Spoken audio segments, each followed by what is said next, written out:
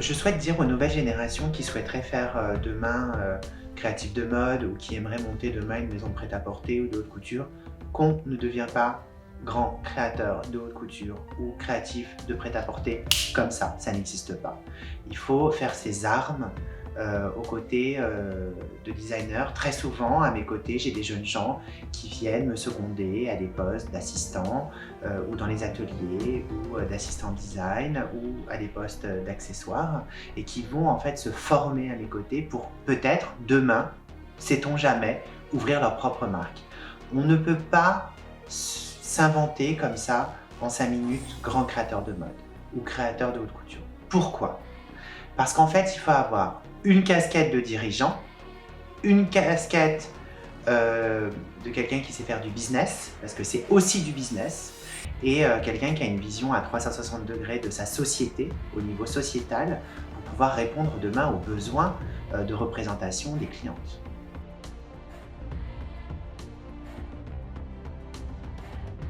Alors en fait, je pense que pour se trouver soi-même à l'intérieur de son cœur, il faut du temps. On ne s'invente pas.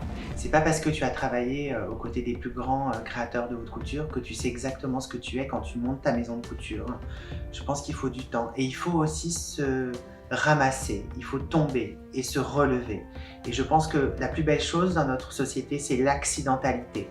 Tout le monde veut toujours des réussites fulgurantes en 30 secondes, c'est faux. Les maisons de haute couture, les histoires des grands couturiers, c'est fait de grandes réussites comme de grands ratages. On a vu Mademoiselle Chanel fermer plusieurs fois sa maison. On a vu des maisons comme Jean-Paul Gaultier aussi fermer au début. Et je pense qu'il faut du temps. Et bien c'est la même chose pour le style. Pour trouver son style, il faut définir une ligne. Vous avez été une des premières à suivre mon travail lors de ma première collection. On avait senti déjà une ligne très forte. Et après, tu testes, tu projettes. Et puis j'ai essayé d'être à la mode, et puis j'ai essayé de plaire. Et finalement, c'est pas ça l'intérêt. Ce qui compte, c'est l'histoire d'une vie. Et finalement, s'il y avait un mot pour définir le style Julien Fournier, c'est ultra élégance, dignité, des femmes de destin, colonne vertébrale, élongation des corps, petite carrure, taille étroite, se redresser, être fier de soi, regarder un peu les hommes de haut, émancipation et avant tout, rêver. Ouais, c'est du rêve.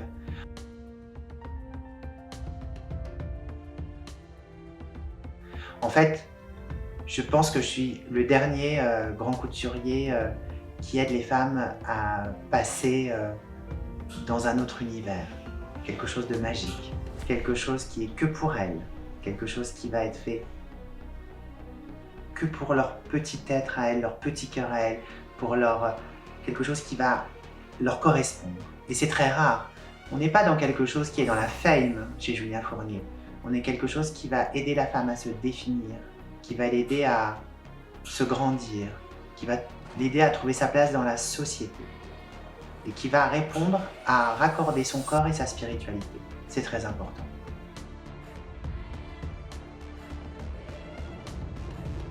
Un des premiers à avoir fait ça. Sans doute parce que j'ai fait des études scientifiques et des études médicales. Et donc j'ai toujours été tourné vers les nouvelles technologies. Et je suis né il y a bien longtemps avec l'Amstrad CPC 6128 d'Atari. Mais maintenant, il y a les nouvelles tablettes incroyables.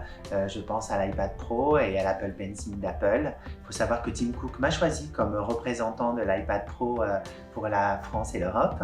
Et donc, j'ai beaucoup de chance d'avoir eu ce monsieur qui s'est penché sur mon berceau pour me choisir parce qu'il a vu que j'avais cette capacité de dessiner et de designer les modèles pour les clientes via les nouvelles technologies.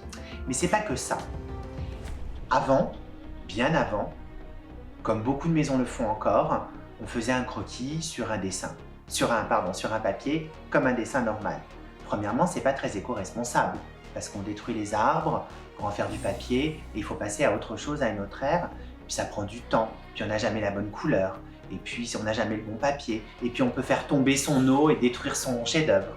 Alors que maintenant, avec la nouvelle technologie, tu peux dessiner partout, dans un avion, en voiture, en allant rejoindre une copine. Et très rapidement, au dernier moment, avant d'aller voir ta cliente, tu peux faire un croquis sur ta tablette et pouvoir le montrer à la cliente. Mais ce qui est intéressant, c'est que d'un coup, tu peux envoyer à l'autre bout du monde le modèle dessiné en Arabie Saoudite, en Chine, à Hong Kong, Shanghai ou à New York, en 30 secondes by WhatsApp ou par Instagram, un croquis et aussi l'idéation du croquis. Qu'est-ce que ça veut dire? Maintenant, à notre époque, sur l'iPad Pro, on peut très facilement sortir le film du dessin et donc la cliente va voir qu'en fait, on a réfléchi par rapport à sa morphologie. On n'a pas juste dessiné une robe, on a réfléchi, on a gommé, on s'est rendu compte que c'était pas joli, donc on a effacé et on a repris les choses. Donc elle se rend compte du travail qu'on a effectué. Avant d'envoyer un dessin, on disait voilà madame, c'est ça qu'on vous propose. Maintenant, on fait rentrer la femme dans l'expérience de la haute couture. On prend du temps, on lui envoie des croquis, mais des films, une résonance, des photos de tissus qu'on mélange, on en fait des films, on met de la musique dessus. Donc en fait, on leur amène un morceau du rêve de la maison Julien Fournier via les nouvelles technologies et via les réseaux sociaux les plus classiques.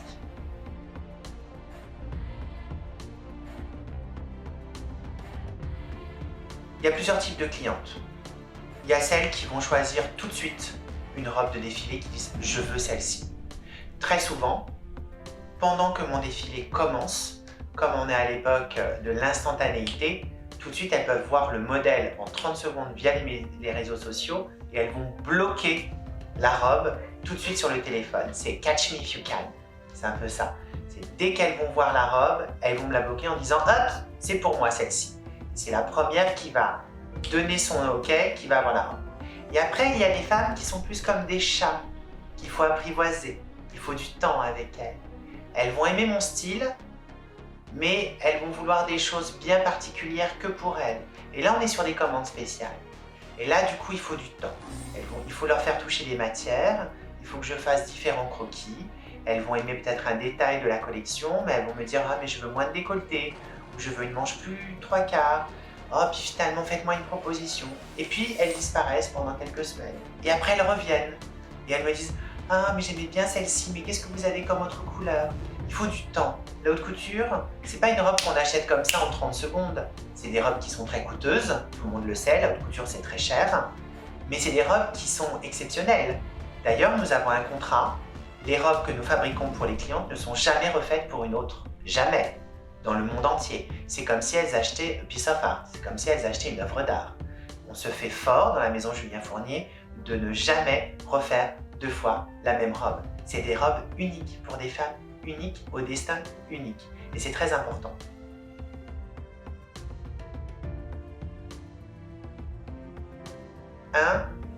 La responsabilité écologique et le réchauffement planétaire, parce que tout le monde doit se rendre compte qu'il faut faire un effort. Je pense qu'il est clair. Et d'ailleurs, merci aussi aux pays asiatiques d'aller vers cette voie. Et ils nous l'ont démontré ces 10 dernières années. Et ils ont fait des efforts colossaux. Et je trouve ça formidable. Deuxièmement, arrêtez de consommer n'importe comment.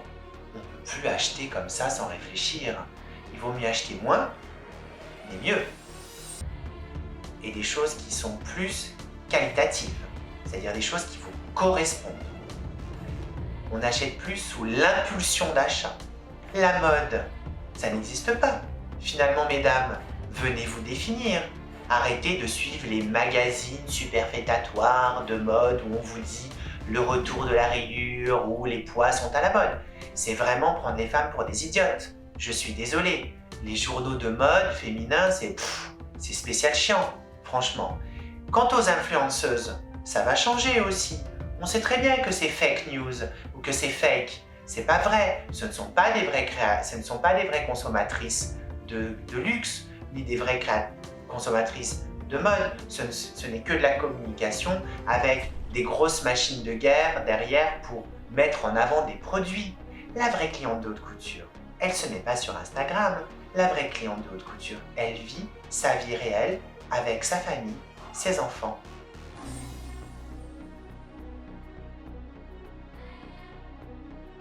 Le Covid, évidemment, c'est compliqué pour tout le monde. Parce qu'il y a moins de besoin de représentation pour les femmes et pour les jeunes filles. Et il y a moins de fêtes et moins de mariages. Mais J'espère que nous allons trouver un vaccin, j'espère qu'on va trouver des parades. Et en même temps, ça rappelle aux femmes de se regarder plus souvent chez elles, dans leurs habitudes quotidiennes. Et du coup, quand elles vont pouvoir ressortir, elles vont se rendre compte que d'avoir une penderie avec trop de choses, ça ne sert pas à grand chose. Ce qui compte, c'est d'avoir la bonne robe pour le bon moment. Et finalement, pour avoir la bonne robe, il faut venir chez Julien Fournier.